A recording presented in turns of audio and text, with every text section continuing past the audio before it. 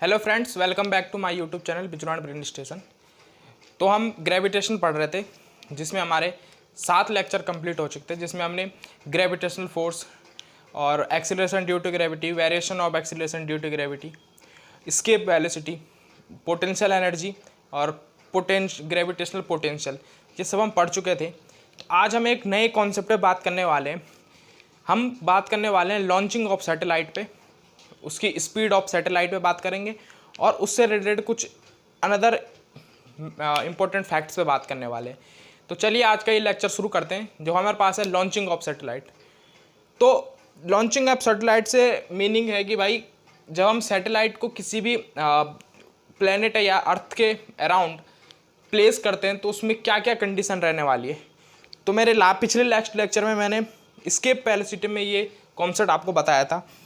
मैंने बताया था कि भाई अगर कोई अर्थ हम ले लें, जो हम अर्थ ले लें, कोई भी प्लेनेट ले लें अर्थ, ठीक, और यहाँ पे आप खड़े हो, यहाँ पे इस पे आप खड़े हो, तो अब आपको यहाँ से कोई भी पार्टिकल अगर आप थ्रो करते हैं और अगर वो अर्थ सरफेस से बाहर हो जाए, अर्थ सरफेस से बाहर हो जाए, तो उसको जो मिनिमम वेलोसिटी हमने दी, अर्थ सरफेस से बाहर हो जाए वो, तो वो किस शेप में रोटेट करता है? इलिप्टिकल शेप में रोटेट करता है। ये हमने बताया था, किस शेप में? इलिप्टिकल शेप में। तो यानी अगर वेलोसिटी को हम थोड़ा इंक्रीज करें तो वो किस शेप में मोशन करेगा? उसका जो पाथ बनेगा वो क्या हो जाएगा? इलिप्टिकल पाथ हो जाएगा, इलिप्टिकल पाथ इसका हो जाएगा। लेकिन अगर इसी पार्टिकल को हम थोड़ी और वेलोसिटी से फेंकें, तो वेलोसिटी ऑफ इसको थोड़ा और वेलोसिटी से फेंकें हम, जो वेलोसिटी हमारी सिमिलर हो जाए 8 किलोमीटर पर सेकंड की स्पीड से। तो अगर ये 8 किलोमीटर पर सेकंड की स्पीड से सिमिलर हो रही है, दैट मीन्स ये रोटेट तो करेगा लेकिन सर्कल पाथ में रोटेट करने वाला है। तो ये सर्कुलर मोशन करेगा, यहाँ पे ये करेगा सर्कुलर मोशन, सर्कुलर मोशन ये करने वाला है, ठीक। नेक्स्ट बात हमने करी थी कि भाई अगर इसको जो हम कहते हैं, इस v को, ये सिमिलर किसके है? रूट जी आर के इसके बराबर है, रूट जी आर के सिमिलर है ये, ठीक है। ये हमारा अर्थ है, ठीक। अब अगर हम सेम इसी वेलोसिटी से थोड़ा बढ़ा के अगर इसे फेंकें, यानी v अगर ग्रेटर हो हमारा रूट जी आर के, तो ये फिर से इलिप्टिकल शेप ले लेता है, इलिप्टिकल। तो ये फिर से इलिप्टिकल शेप में रोटेशन करने वाला है, ये फिर से इलिप्टिकल शेप ले लेगा हमारा, जो हम अगर इस पार्टिकल को थ्रो करते हैं, ठीक है। लेकिन अब हमने फोर्थ जो हमारा कॉन्सेप्ट था, इसमें हमने क्या बात करी थी कि भाई अगर हम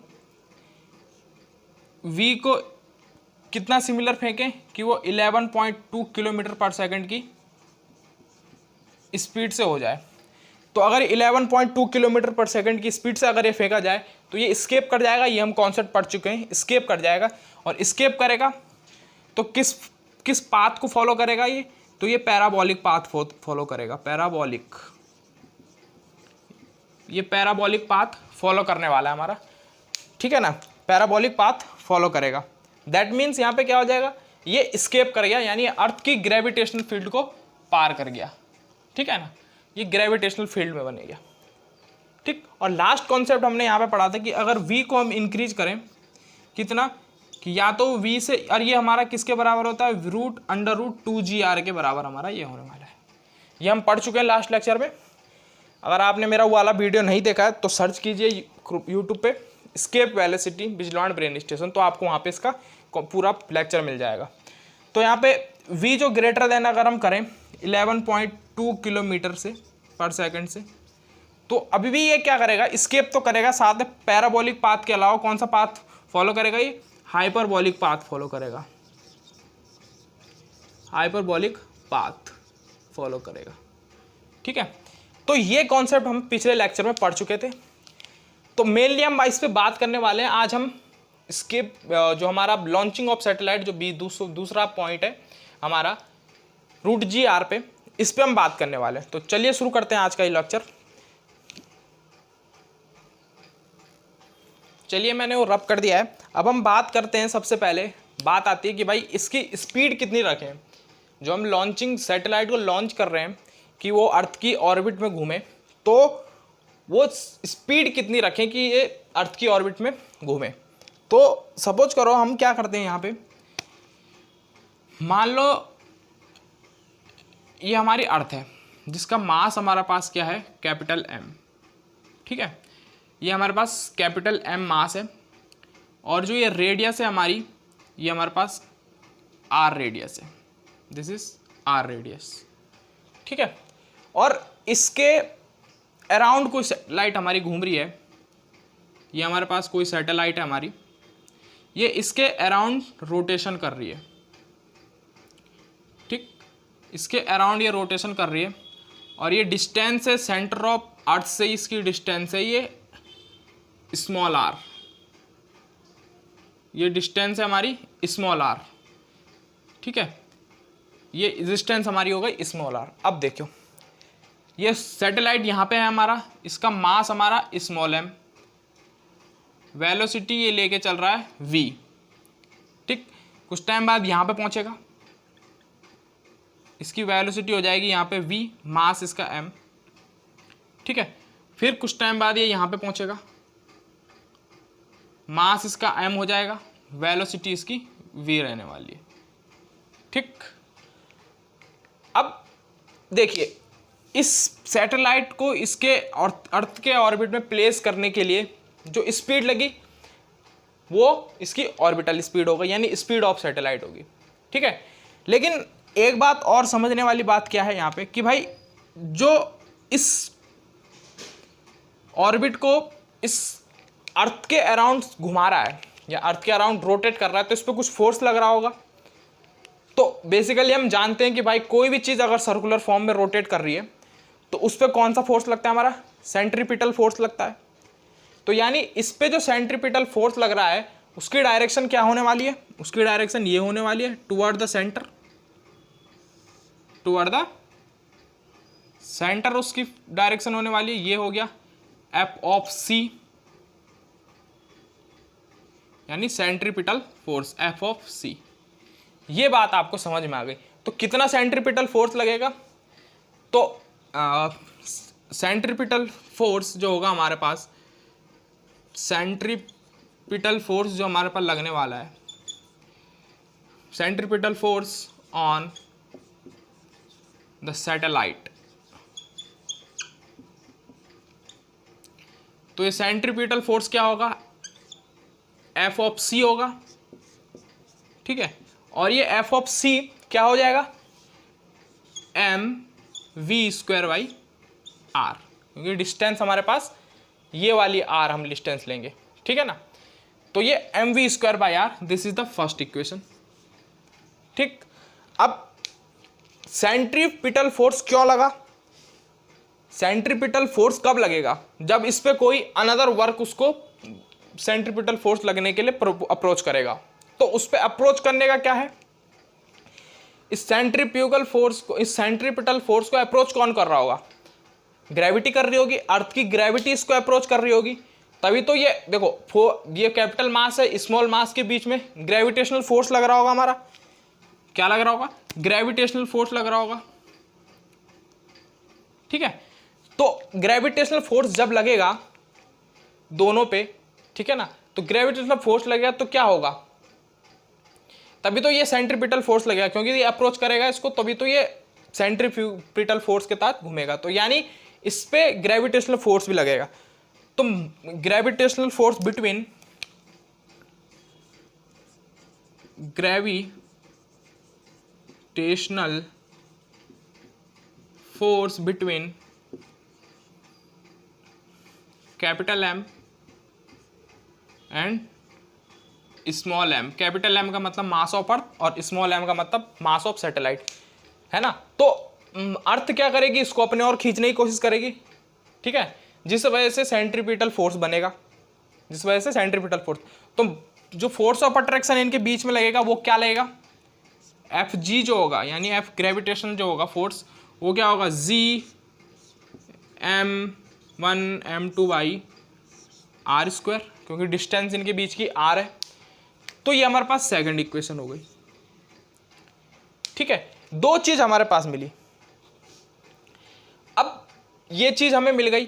ठीक है, अब जो सेंट्रीपिटल, मैंने जैसा कहा कि सेंट्रीपिटल फोर्स को लगने के लिए ग्रेविटेशनल फोर्स का होना बहुत जरूरी है। तो ग्रेविटी क्या कर रही है, ग्रेविटी के थ्रू सेंट्रीपिटल फोर्स बन रहा है। ग्रेविटी के थ्रू क्या बन रहा है, सेंट्रीपिटल फोर्स, यानी ग्रेविटेशनल फोर्स के रिस्पेक्ट में ग्रेविटी सेंट्रीपिटल फोर्स बन रहा है। तो दैट मीन्स क्या होने वाला है, यहाँ पे सेंट्रीपिटल फोर्स और ग्रेविटेशनल फील्ड्स क्या रहेंगे, बन रहा है।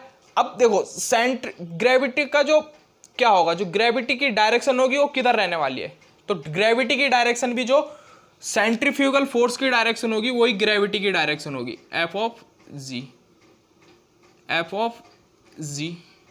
और एफ ऑफ जी। ऐसा क्यों हुआ, क्योंकि न्यूटन्स ने क्या कहा था, न्यूटन्स ने यह कहा था कि भाई जो फोर्स इन दोनों पार्टिकल्स में लगेगा, जो दो मास के बीच में पार्टिकल लग रहा है, उस पे जो फोर्स लगेगा वो किस पे लगेगा, उन दोनों के जो सेंटर ऑफ पॉइंट से जो उनका लाइन ज्वाइनिंग हो रही है उनके बीच में। मान लो कोई मास हमारे पास m है और ये कैपिटल M है, इन दोनों के बीच में जो फोर्स लग रहा है वो ग्रेविटी फोर्स लग रहा है, लेकिन इनको ज्वाइन क्या कर रही है, एक लाइन ज्वाइन कर रही है। तो जब तक ये लाइन ज्वाइनिंग फोर्स नहीं लगेगा, इनके बीच में लाइन ज्वाइनिंग नहीं होगी, तब तक क्या होगा, इनके बीच में ग्रेविटेशनल फोर्स नहीं लगेगा। और ग्रेविटी की डायरेक्शन उसी के डायरेक्शन के अलॉन्ग होगी जिस डायरेक्शन में ये दोनों इनके सेंटर से लाइन ज्वाइन हो रहे हैं। ठीक है ना, तो क्या कॉन्सेप्ट समझे आप लोग।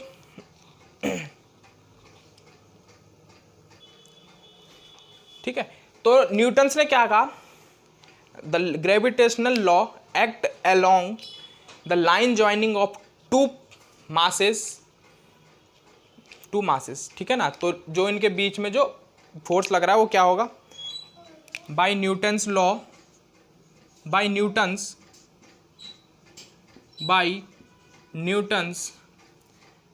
The gravitational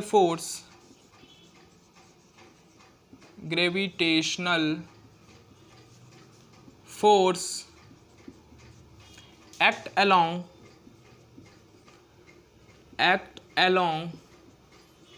the line joining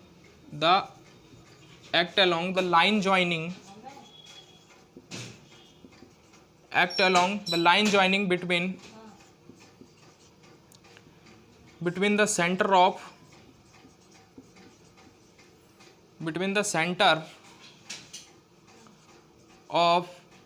bodies,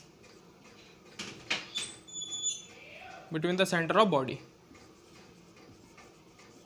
ये न्यूटन ने कहा था। न्यूटन ने कहा था कि भाई जो फोर्स लग रहा है इन दोनों मास के बीच में वो किसके अलोंग लगेगा, जो उन दोनों पॉइंट को ज्वाइन करने वाली लाइन है उनके अलोंग लगेगा। दैट मीन्स यहाँ पे क्या हो गया, जो ग्रेविटेशनल फोर्स और जो फोर्स ऑफ सेंट्रीपिटल फोर्स, ये दोनों क्या हो गए, आपस में इक्वल हो गए और इनकी डायरेक्शन भी सेम हो गई टूवर्ड सेंटर। ठीक है ना, तो यहाँ से एक पॉइंट निकल के आया कि भाई जो क्या हो गया, जो हमारा ग्रेविटेशनल फोर्स होगा वो इक्वल हो जाएगा सेंट्रीपिटल फोर्स के, यानी F of G equal to F of C. तो यहाँ पे जब ये दोनों बराबर हो जाएंगे तो यहाँ से क्या हो गया, G capital M small M by R square is equal to M V square by R. तो यहाँ से इस m से ये m कैंसिल आउट हो जाएगा और इस r से ये r कैंसिल आउट हो जाएगा। तो यहाँ पे जो हमारे पास निकल के आएगा, यहाँ से क्या आ गया, यहाँ पे जो हमारे पास v स्क्वायर इक्वल टू आ गया, ये आ गया हमारे पास gm बाई r। तो v इक्वल टू आ गया under root gm by r, under root gm by r। This is the orbital velocity, यानी this is the speed of satellite, v equal to under root gm by r। अब आपने यहाँ पे क्या पढ़ा होगा, v equal to under root gm by capital R, गलत पढ़ा है आपने, क्योंकि कैपिटल R यहाँ पे कब आएगा, एक स्पेशल केस में कैपिटल R आने वाला है। तो आप इसको नोट कर लीजिए, फिर इसके बाद नेक्स्ट बात करते हैं हम। चलिए इसे रब कर दिया है। तो स्पेशल केस मैं बात कर रहा था कि स्पेशल केस क्या है। स्पेशल केस क्या है हमारे पास, स्पेशल केस जो है वो है इफ सैटेलाइट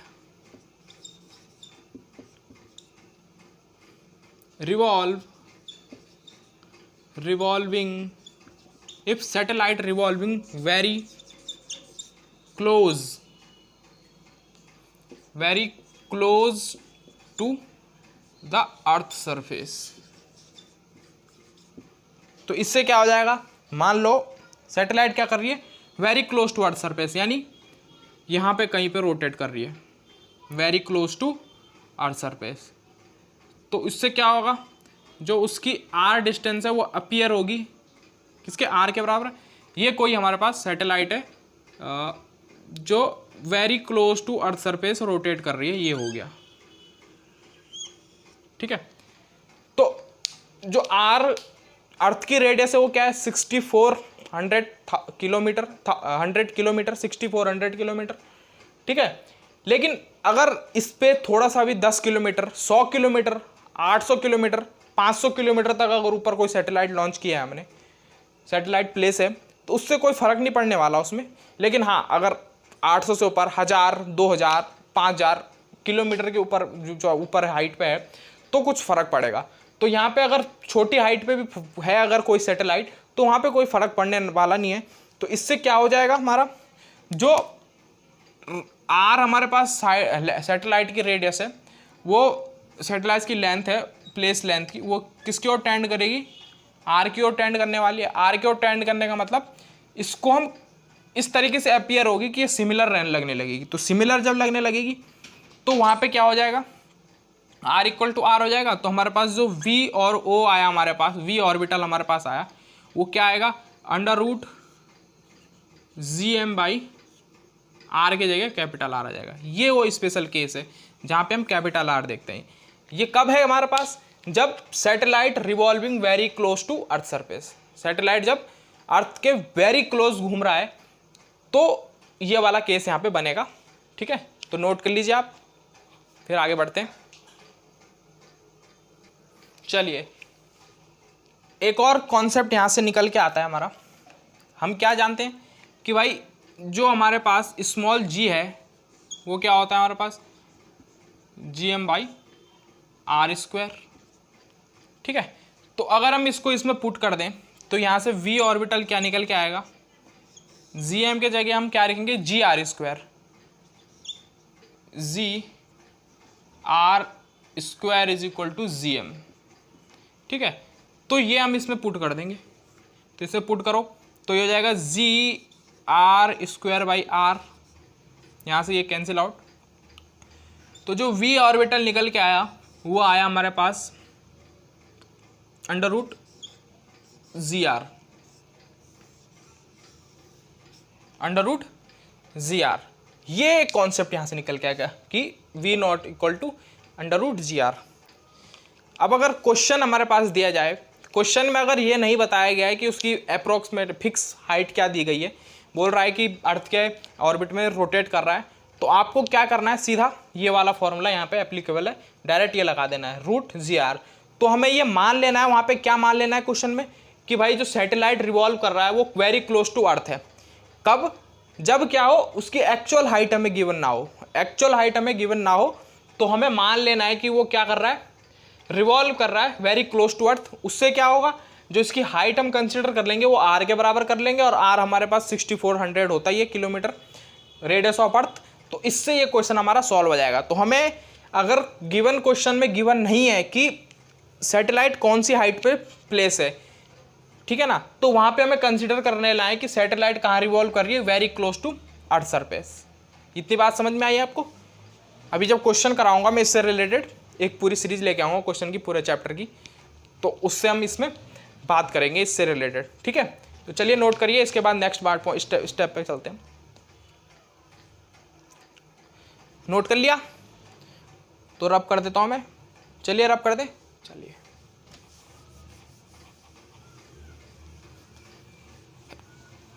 अगर क्वेश्चन में दिया ना हो कि क्या हाइट है, तो हमें क्या यूज करना है, very close to earth surface ये कंसिडर कर लेना है, ठीक है ना। ठीक, चलिए अब हम देखते हैं यहाँ पे एक और इंपॉर्टेंट रिलेशन आने वाला है। यहाँ पे relation between orbital velocity and escape velocity, इनके बीच में रिलेशन। तो अभी हमने पढ़ा कि वी नॉट हमारे पास क्या आएगा, अंडर रूट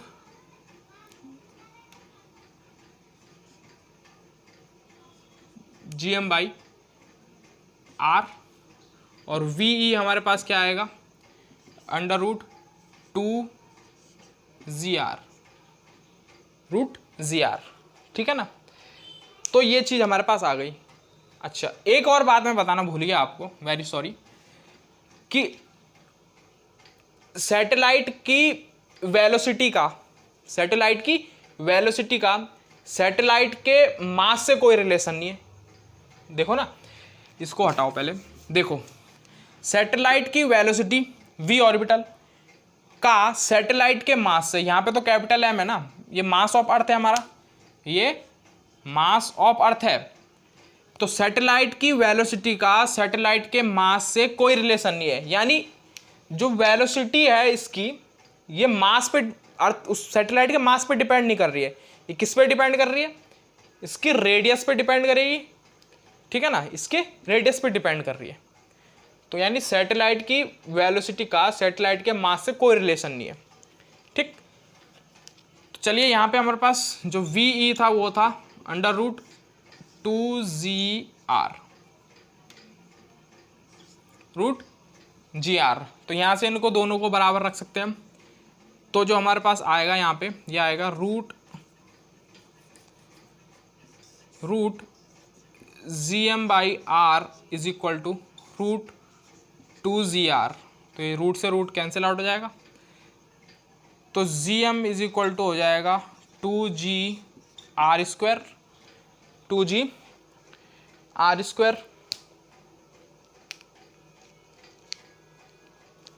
अच्छा, यहाँ पे हम इसको डिवाइड कर देते हैं, ठीक है ना, V नॉट को हम डिवाइड कर देते हैं, VE को डिवाइड कर देते हैं V नॉट से, ठीक है ना, क्योंकि हाँ, तो V अपॉन V नॉट जो हमारे पास हो जाएगा वो क्या हो जाएगा हमारा, ये हो जाएगा under root 2GR upon root GM by R, ठीक। तो यहाँ से क्या हो जाएगा हमारा,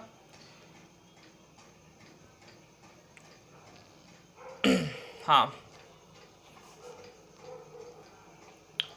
तो यहाँ से GM को हम क्या रख सकते हैं, GM को हम अभी हमने रखा था, वो रखा था हमने, GM हमारे पास आएगा GM by R square is equal to G। तो यहाँ पे GM जो हमारे पास आ गया वो आ जाएगा GR स्क्वायर, GM जो आ गया हमारे पास GR स्क्वायर। तो ये वैल्यू क्या बन जाएगी हमारे पास, VE upon V not is equal to root 2GR upon under root GM। तो ये हो जाएगा हमारे पास रूट GR। तो रूट GR से ये रूट GR कैंसिल आउट हो गया, तो ये बचा रूट 2 अपॉन 1। दैट मीन्स यहाँ पे क्या हो गया, VE इज इक्वल टू हो जाएगा रूट 2 ऑफ V नॉट। ये एक रिलेशन हमारे पास आ गया, relation between orbital velocity and escape velocity के बीच में, ठीक है। तो ये एक रिलेशन हमारे पास आ गया, इसे नोट कर लीजिए आप।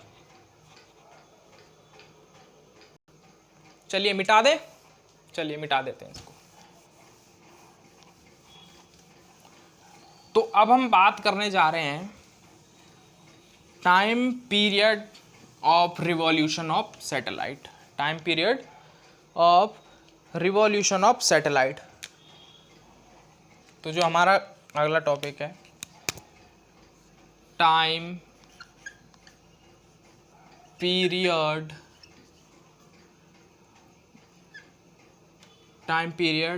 ऑफ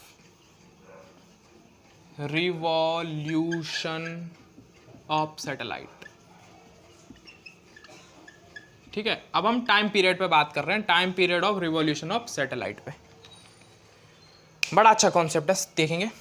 तो कोई भी चीज़ अगर सर्कुलर पाथ में घूम रही है तो उसका टाइम पीरियड हम जानते हैं क्या होता है, T equal to 2πr/v।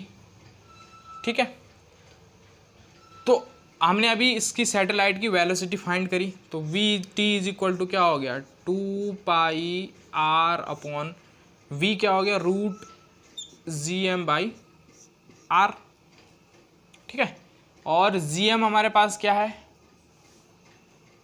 gm हमारे पास आता है g/r², gm/r², तो g/r² हमारे पास हो गया। तो इसको पुट यहाँ कर देंगे तो क्या हो जाएगा, t is equal to 2πr/√gm/r², तो यानी g/r²/r,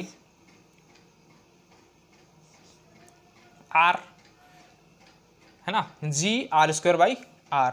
तो यहाँ से क्या हुआ, इस r को हम क्या कर देते हैं, ऊपर ले जाते हैं इसके साथ, तो ऊपर ले जाएंगे तो क्या हो जाएगा, 2πr⁴ + 1/2।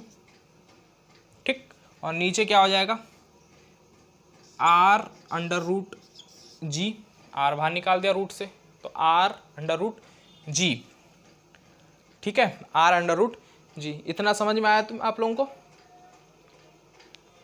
r√g। इसके बाद यहां पे देखें, t इज इक्वल टू हमारे पास क्या आ गया, 2πr, और ये जाएगा 3/2/r√g। This is the time period of satellite, this is the time period of satellite, this is the time period of satellite. ठीक, अच्छा, अब आप यहाँ पे ये जो r मैंने लिया है 2πr, इसको हम क्या ले सकते हैं, क्योंकि अगर हम ऑर्बिटल वेलोसिटी की बात करें तो हम यहाँ पे क्या ले सकते हैं, कैपिटल R भी ले सकते हैं। ठीक है ना, कब लेंगे कैपिटल R, जब satellite very close to earth घूम रहा है। ठीक है ना, तो यहाँ से एक चीज़ ये निकल के आई। ठीक, अब हम एक चीज़ और है कि भाई अगर कोई सैटेलाइट किस हाइट पे दिया हुआ है, मान लो कोई सैटेलाइट हमें क्या हाइट पे दिया है, 2r/lt हाइट पे दिया है, 2r/lt हाइट पे, दैट मीन्स क्या हो जाएगा, उसकी हाइट क्या है, 2r है। तो वहाँ पे हमें क्या यूज करना है, जो हम r की वैल्यू कंसिडर करेंगे वो क्या कंसिडर करेंगे, वो हम करेंगे r is equal to capital R + h। अगर हमें क्वेश्चन में दे कि जो सैटेलाइट है वो कहाँ पे है, 2r हाइट पे है या 3r हाइट पे है, तो यहाँ अगर कहे कि 2r हाइट पे है तो क्या हो जाएगा, r is equal to R + 2r, तो यानी r की वैल्यू आ गई 3r। ठीक, अगर कह दे सैटेलाइट 4r पे है तो क्या हो जाएगा, 4r पे है तो r equal to R + 4r, तो यानी 5r the correct distance of r from centre of earth to satellite. क्योंकि ये r क्या है हमारा, ये अर्थ हो गया, ये अर्थ हो गया, ये सैटेलाइट हो गया, तो ये तो r तो हमारा रेडियस हो गया ये r, और ये सैटेलाइट की हाइट हो गई यहाँ से अर्थ सरफेस से। तो हम काउंट कहाँ से करते हैं, सेंटर ऑफ अर्थ से करते हैं, तो सेंटर ऑफ अर्थ से सैटेलाइट की हाइट को काउंट करना है, तो ये वाला फॉर्मूला भी याद रखना है, r equal to R + h कर देना है वहाँ पे। ठीक है, तो ये दो कॉन्सेप्ट यहाँ से ध्यान रखने हैं। ये हमारे पास इसका टाइम पीरियड आ गया 2πr 3/2/r√g, this is the time period of satellite, इसे नोट कर लीजिए आप। चलिए रब कर दूँ इसे, अब चलिए रब कर देते हैं।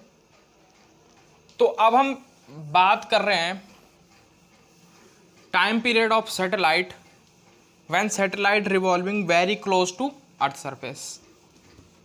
ठीक है ना, इस पे हम बात करने वाले हैं। ये कॉन्सेप्ट समझ में आ गया कि भाई R + h हमने क्यों लिया, क्योंकि हम जो डिस्टेंस ले रहे हैं सैटेलाइट की वो सेंटर ऑफ अर्थ से ले रहे हैं, तो सेंटर ऑफ अर्थ से लेने का मतलब है कि उसको सेंटर ऑफ अर्थ उसका काउंट होना चाहिए। ठीक है ना, तो time period of a satellite, time period of revolution of satellite ये था हमारे पास। तो time period of satellite, time period of revolution of satellite very close to earth surface. आप अपने हिसाब से इसे सही कर देना, अर्थ सरफेस। ठीक है, तो अर्थ सरफेस पे जब ये रिवॉल्व कर रहा हो very close to earth surface, तो हम क्या जानते हैं यहाँ पे वी ऑर्बिटल हम जानते हैं। पहले टाइम पीरियड हम क्या जानते हैं, T equal to 2 pi R upon V. ठीक है, जब very close to earth surface तो आर हम ये ले लेंगे, तो 2 पाई आर अपॉन वी। ठीक है, वी हमारे पास क्या है, under root G M by R, under root G M by R. तो इसे पुट कर दो इसमें, तो यहाँ पे हो जाएगा T is equal to 2 pi R upon root G M by R. ठीक है ना, root G M by R. इसके बाद यहाँ पे क्या हो गया, जी एम को हम जानते क्या लिख सकते हैं, जी एम को हम लिख सकते हैं जी एम को लिख सकते हैं जी आर स्क्वायर। ठीक है ना, तो जी आर स्क्वायर, तो टी इक्वल टू यहाँ पे क्या हो गया 2 pi R upon root G R square by R, R square by R. ठीक है, तो यहाँ से ये कैंसिल आउट हो गया। ठीक, तो ये कैंसिल आउट हो गया, तो यहाँ पे क्या आया हमारे पास, t is equal to 2 pi R upon root G R, root G R. ठीक, तो एक ही हमारे पास टाइम पीरियड आ गया जब क्या है, satellite very close to earth surface है, जब satellite very close to earth surface है। ठीक है, तो एक टाइम पीरियड हमारे पास ये आ गया।